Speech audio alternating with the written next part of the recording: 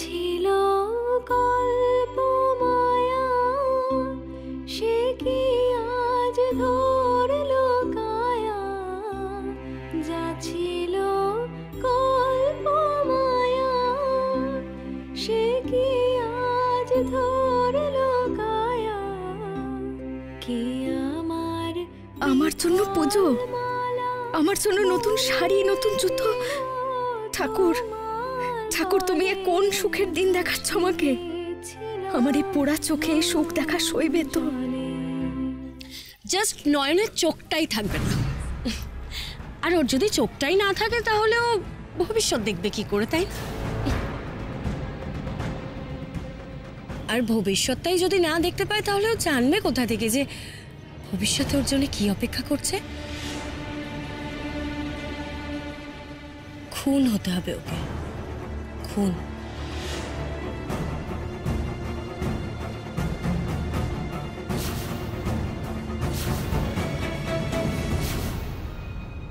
রঙ্গনা, ওই যে তোকে ওই কালকে পুজোর জন্য ফল মিষ্টি সব লিখতে বলেছিলাম, কি কি আনতে হবে সব লিখেছিস তো? Of course your highness. দেখো দেখো, কেবল ঠাট্টাই আর কি। এইসব করিস বলি তো আসল জিনিসই ভুল হয়ে যায়। আরেকটা কি জানো, ও হ্যাঁ, নতুন গামছা লিখেছিস তো? গামছা? কই, তুমি তো গামছার কথা বলনি ঠাম্মি। ওই দেখো, এই মাত্র বললাম আমি গামছার কথা, আমার বলনি তো ঠাম্মি। দেখেছিস তো, সব কাজেতে ইয়ার্কি, এই সমস্ত ইয়ার্কি করিস বলি আসল কাজে ভুল হয়ে যায়। লেখ লেখ লেখ। লিখছে ঠাম্মি। হ্যাঁ কাকিমণি, এই দেখুন বড় সাহেব আমার জন্য এইসব এনেছেন, শাড়ি জুতো। দীপু এনেছে? হ্যাঁ, উনি এনেই তো আমার হাতে ধরিয়ে দিলেন। কই দেখি। আরে বাহ, ওই দেখো, ওয়াও, নতুন শাড়ি, নতুন জুতো। দীপু করেছেটা কি রে? আজ পিকুর একদিন কি আমার একদিন। ও বাবা, তোর মাথায় আবার কি পোকা নড়লো রে? দেখলে তো দাদা ভাই কত রোমান্টিক, বন্ধুর জন্য কত গিফট এনেছে, আর পিকু আমাকে কিচ্ছু দেয় না, সারাদিন খালি ম্যামা করবে আর কুবুদ্ধি আনবে। আজকে আমি ওর একটা বন্দোবস্ত করেই ছাড়বো। কেন বউকে কোনো গিফট দেবে না পিকু বাসু? জবাব দাও, জবাব চাই, জবাব দাও, জবাব চাই, জবাব শোন, জবাব চাই, জবাব দাও। ভগবান, একেবারে পাগল বাবা, তুই একেবারে অসাধ্য সাধন করেছিস রে। দাদু ভাইকে একেবারে পেড়ে ফেলেছিস। শুধু তাই নয় মা, সেই ছেলে আজকাল আবার নয়নকে ভেঙিয়ে ভেঙিয়েও দেখায়, জানেন? এই এই আয় তো দেখি কেমন লাগছে তোকে। দেখি দেখি শাড়িগুলো একটু গায়ে ফেলে দেখুন না মা। আহ, কি সুন্দর দেখতে, খুব ভালো লাগছে। বাহ বাহ, এইটা ওইটা দেখি, ওইটা ওইটা।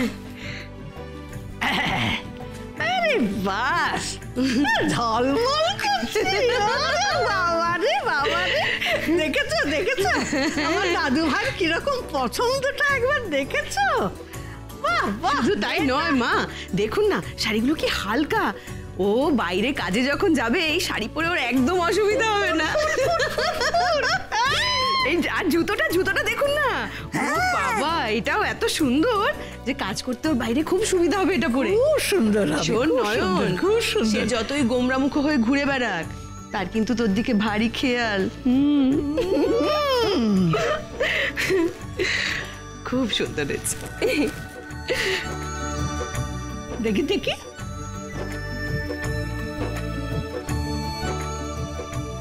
নজর যেন না লাগে। আমি ঠাকুরকে ডাকি তুই যেন সারা জীবন এমনি স্বামী সোহাগী হয়ে থাকতে পারিস। আর শোন, কালকে না ওই তুই শাড়িগুলোর মধ্যে যে কোনো একটা তোর পছন্দ মতো শাড়ি তুই পরে টুকটুক করে বেরোবি, আর দাদু ভাই তাক লেগে যাবে। ঠিক আছে? নয়নের চোখ অন্ধ করার প্ল্যান তো আমিও করেছি। আমিও তো ভেবেছি ওর চোখ অন্ধ করে দেব, যাতে ও ভবিষ্যৎ দেখতেই না পায়। ইনফ্যাক্ট তোমার আর আমার প্ল্যান তো একই রকম, কিন্তু একটা বিষয়ে আমি এখনো খুব কনফিউজড। নয়নের চোখটা অন্ধ করব কিভাবে? এত চিন্তা কেন করছেন মিসেস বাসু? আমি তো আছি। আমার মামাদের না বিশাল বড় কেমিক্যাল ফ্যাক্টরি আছে, আর সেখান থেকে চোখ নষ্ট হয়ে যায় এমন কেমিক্যাল জোগাড় করা আমার বাঁ হাতের খেল। শুধু একটা ব্যাপার খেয়াল রাখবো, এবার নিজেরা ফোরফ্রন্টে আসবো না।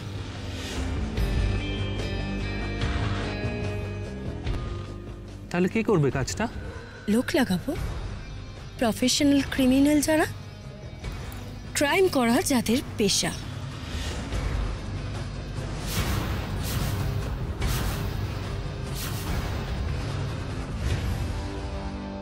জাস্ট মোমেন্ট, কিন্তু এই ব্যাপারটা 5 কান করলে রিস্কটা বেড়ে যাবে না? একটু রিস্ক হয়তো নিতে হবে, কিন্তু সব থেকে বড় রিস্কটা এইভাবেই এড়ানো যাবে যে নয়ন যদি আগে ভাগে দেখেও নেয় যে ওকে কেউ মারতে আসছে, কিন্তু সেখানে আমাদের দেখতে পাবে না।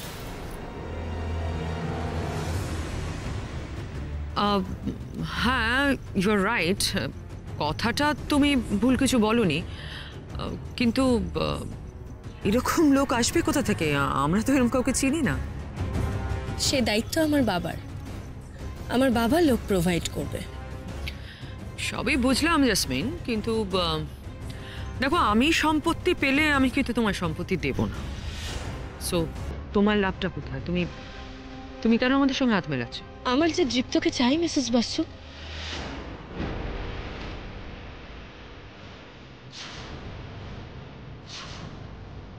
তৃপ্তকে? ইয়েস, নয়নকে মেরে তবেই না আমি দীপ্তকে পাবো মিসেস বাসু। আপনি জানেন না মিসেস বাসু, আমার না ছোট থেকে একটা ছোট্ট সমস্যা আছে। আমি না রিজেকশন একদম সহ্য করতে পারি না, আর নয়নের জন্যে দীপ্ত আমাকে রিজেক্ট করেছে। সেটা আমি কি করে মেনে নিই বলুন তো?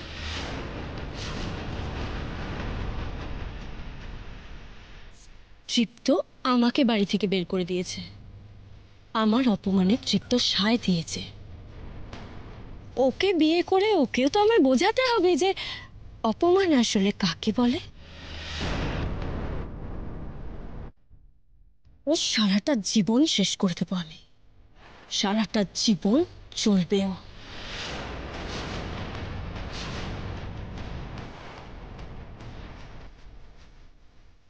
আমাকে রিজেক্ট করার ফল ও হাতে নাতে পাবে।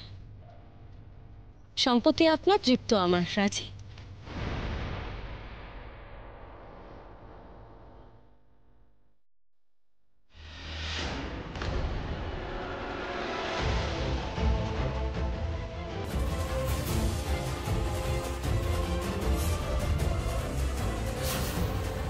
রাজি।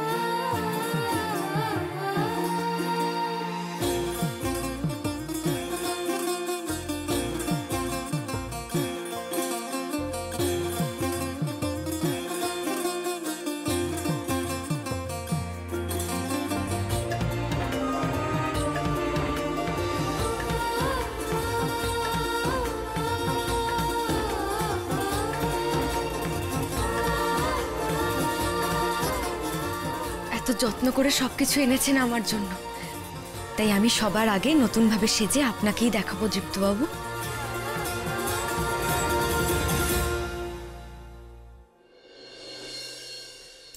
বড় সাহেব, আমি আপনার দেওয়া শাড়ি।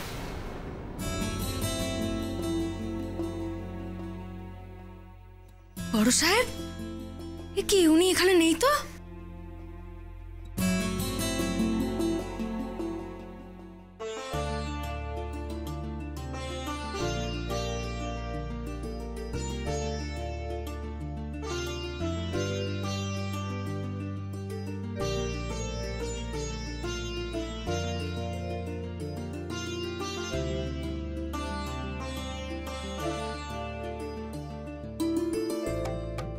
এ কি, তৃপ্তবাবু তো এখানেও নেই।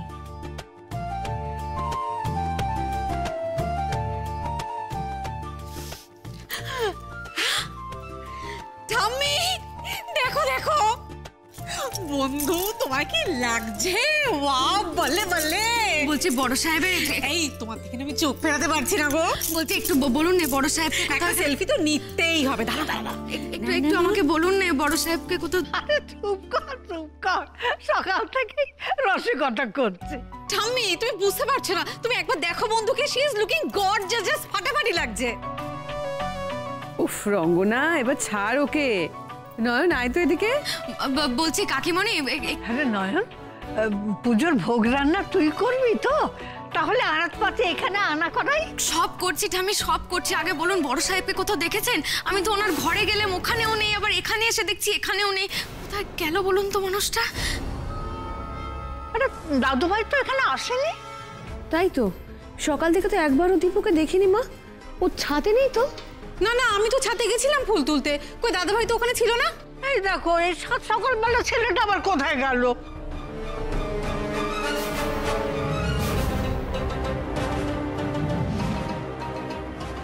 যা, ভেবেছিলাম এই নতুন সাজটা সবার আগে বড় সাহেবকে দেখাবো, কিন্তু তা তো আর হলোই না। সকাল সকাল দীপু গেল কোথায়? কেউ কিচ্ছু জানে না। ওকে কোনো নতুন ডিল সই করার ব্যাপারে অফিসে গেল? না না, দুদিন পরে সম্পত্তি আমার নামে হবে। আমাকে সব কিছু জানতে হবে, কোথায় ডিল টিল সই করছে না করছে আমাকে জানতে হবে। না, দেখি আমি ফোন করে দেখি দীপু কোথায়।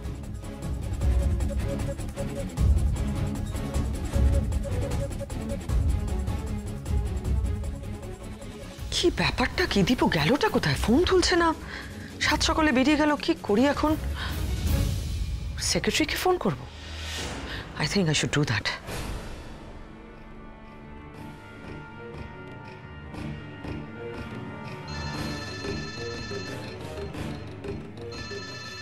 স্যারের মায়ের ফোন এত সকালে?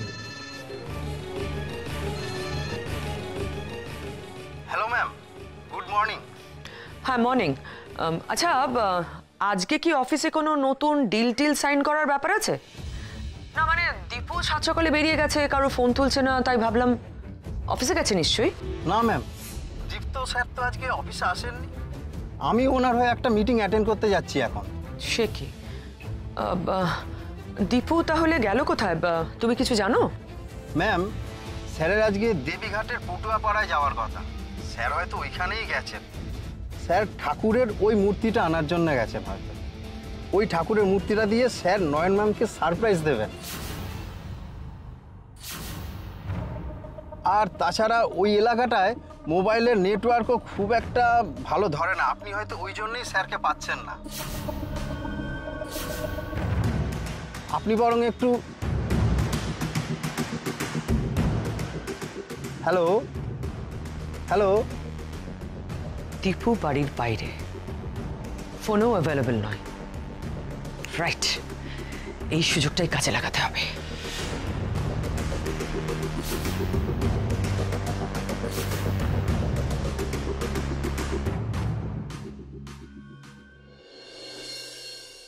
সব ঘর তো দেখলাম, স্যারকে তো কোথাও দেখলাম না। স্যার তো কোথাও নেই।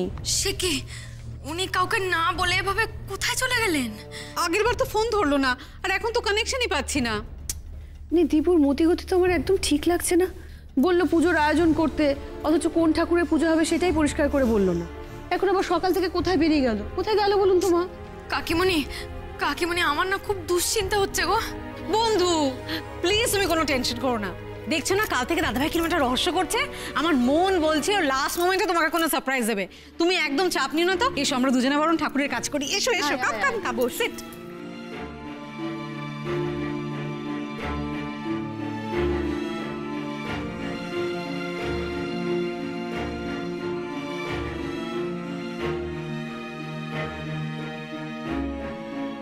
মা গো, মা বিশালাক্ষী, আমার যে কিছুতেই মন মানছে না মা। খুব ভয় করছে ওনার জন্য। কেন এমন হচ্ছে মা? কেন? কি ব্যাপার? এত সকাল সকাল জরুরি তলব? কারণ ইটস রিয়েলি আর্জেন্ট। শোন, কালকে যেটা আমরা প্ল্যান করছিলাম ওটা সাকসেসফুল করা আজ সম্ভব। আই মিন একটা স্কোপ আছে। আজকে কি করে? দীপু বাড়িতে নেই, কোথায় গেছে কেউ জানে না, কারোর কাছে কোনো খবর নেই। তাই যতক্ষণ না নয়নকে প্লট করে আমরা বাড়ি থেকে বার করতে পারছি ততক্ষণ দীপুকে কিন্তু বাইরে আটকে রাখতেই হবে। তাড়াতাড়ি একটা কিছু বল, বুদ্ধি দিয়ে দীপুকে কি করে বাইরে আটকে রাখবো?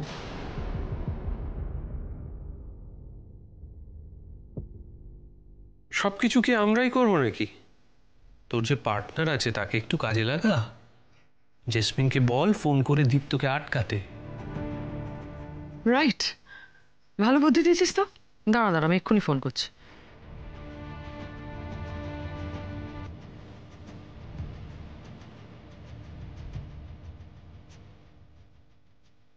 Good morning Mrs Basu. Morning. আচ্ছা শোনো, যেটা বলছি মন দিয়ে শোনো। দীপু একটা পটুয়া পাড়ায় গেছে, বুঝেছো? কি পাড়া? পটুয়া পাড়া? What is this? ওফো, পটুয়া পাড়া কি জানো না? যেখানে ঠাকুরের মূর্তি তৈরি হয়। আমি তোমাকে ওই এলাকার নাম এবং অ্যাড্রেস সবকিছু টেক্সট করছি, ঠিক আছে? তুমি চেক করে হোক ওখানে গিয়ে পৌঁছো এবং দীপুকে আটকাও। নয়নকে বাড়ি থেকে বার করতে হবে, ততক্ষণ দীপুকে ওখানে আটকে রাখতে হবে। এদিকটা আমি সামনে নেবো, তুমি ওই দিকটা দেখো, বুঝেছো? যা করার আজই করবো আমরা।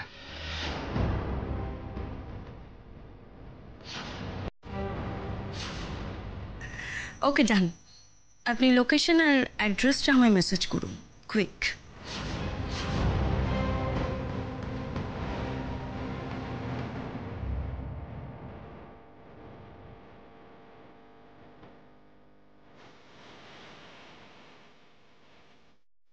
এবার আমি বা মিসেস বাসু একা নয়, দুজন মিলে তোমায় শেষ করব। দেখি তুমি এই সাঁড়াশি আক্রমণ কি করে আটকাও।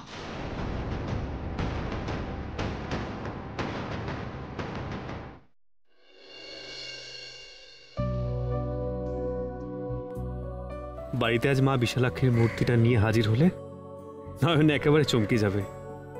এতদিনে নয়নকে একটা ভালো উপহার দিতে পারলাম আমি।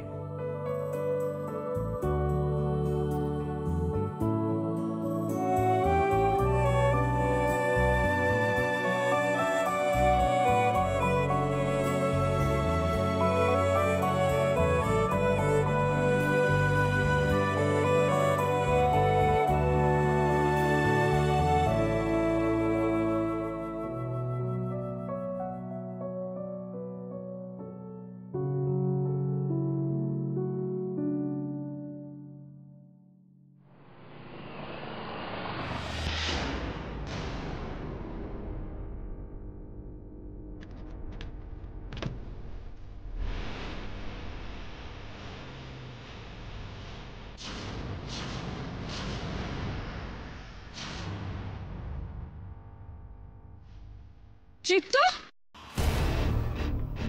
জিপ্ত, জিপ্ত, আই এম সো সরি। তোমার লাগেনি তো? তুমি ঠিক আছো?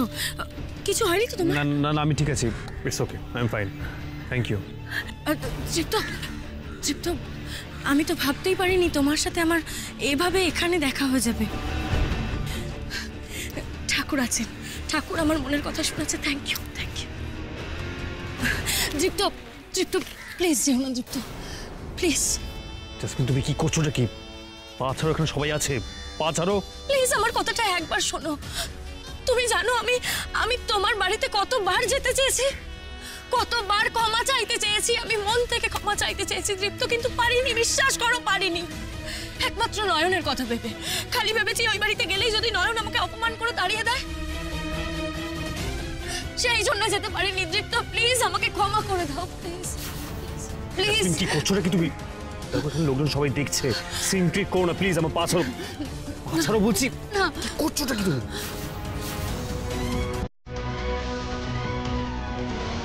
সত্যি কি হলো বলুন তো মা দীপুটার? এবার তো খুব টেনশন হচ্ছে।